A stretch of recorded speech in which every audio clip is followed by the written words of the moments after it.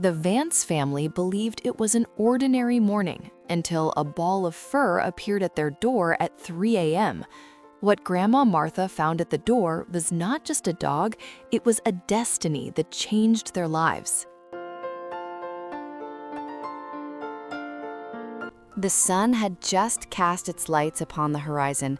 Grandma Martha went outside to get the morning newspaper, but she froze in the face of a sight that overturned all her logic. Chained to the mailbox stood a creature, small yet of gargantuan proportions. It resembled a prehistoric monster that had fallen from the stars. It was a Saint Bernard puppy with paws as large as a lion's and eyes carrying the darkness of ancient oceans.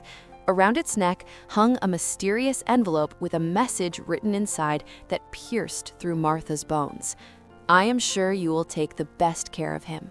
The Vance family had not felt the breath or warmth of a dog in years.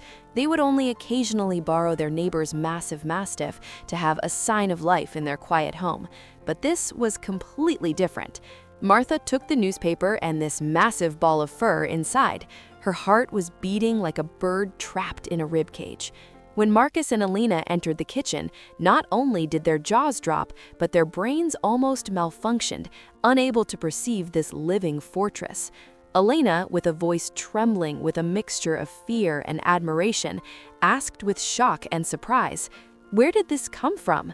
Martha just chuckled, her eyes shining like the glare of the sun, and said it was a special gift from the newspaper deliverer.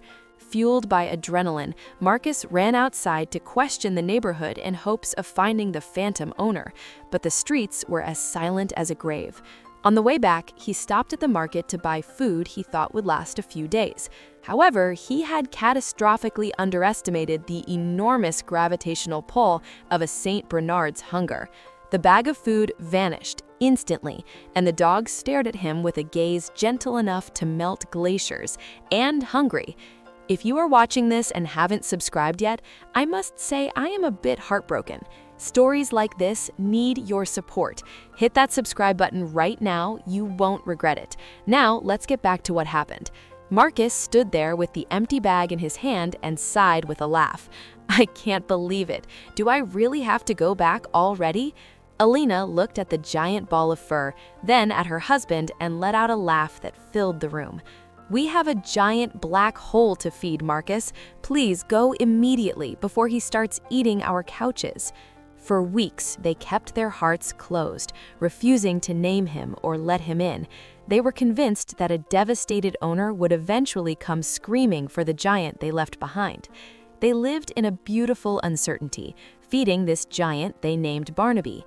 They were unaware that the giant had already penetrated the deepest parts of their existence and was waiting for the moment he would establish a throne as their guardian angel.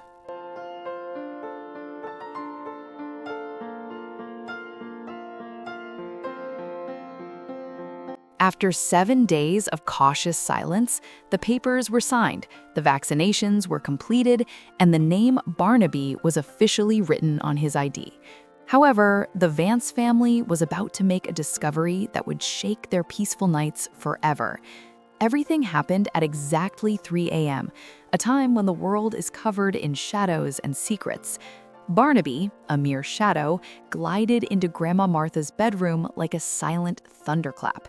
He didn't just bark, he emitted a massive, rhythmic vibration that rattled the window panes and sent Martha bolting upright from her bed in primal fear. Dazed and trembling, Martha followed the massive animal to the moonlit kitchen, certain that an intruder was hiding in the house or that the building was collapsing. But there, as she stood shivering, Barnaby did something that would leave her speechless. He didn't growl at the door. Instead, he raised his sledgehammer-sized paws and began hitting a cabinet door rhythmically. Thump, thump, thump. The sound echoed through the house like the strike of a sledgehammer. With a sigh of realization, Martha opened the cabinet and found the stash of gourmet treats that Marcus and Alina had hidden, thinking they were being very clever. "Is this it? Did you wake me from a deep sleep just for a snack?" she grumbled. Her voice was a mixture of fake resentment and pure admiration. But the mistake had been made. By giving him that first midnight reward, she had unwittingly signed a contract with the giant. From that night on, Barnaby transformed into a giant alarm clock, a ghostly visitor who would not allow Martha to sleep until the ritual was complete. He was no longer just a dog. He was a massive, furry obsession monitoring Martha's every breath. The bond between them was no longer a choice, it was a gravitational necessity. He would rest his heavy head on Martha's lap, his eyes reflecting a loyalty so fierce it was almost eerie.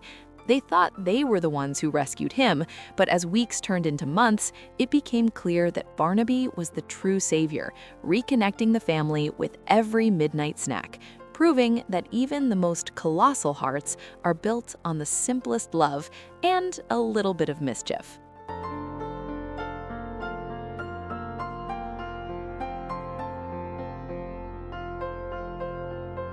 Months passed, and Barnaby transformed into an 80-kilogram gentle giant, lying in the middle of the living room like a fallen Douglas fir, a living god of fur.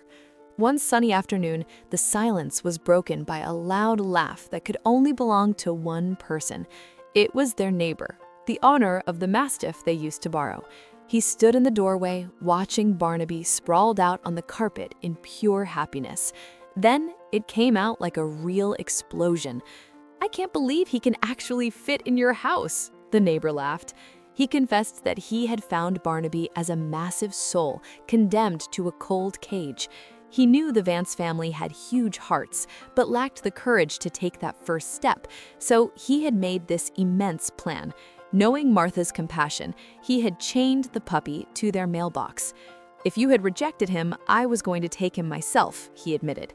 "But look at this, he is now the sole king of this castle." The shock was complete. They had been chosen not by fate, but by a friend who knew they needed Barnaby at least as much as he needed them. Today, Barnaby still wakes Martha up at 3 a.m., and Martha still grumbles as she walks to the treat cabinet, but her smile is bigger than ever. They realized that the most beautiful gifts are not the ones you ask for, but the ones that appear at your door and refuse to leave until they have occupied every corner of your heart. If this story touched your heart and you haven't subscribed yet, please don't wait any longer. Hit the subscribe button. What would you do in this situation? Tell me in the comments below. If this story moved you, please hit the like button. This helps more people find these incredible stories.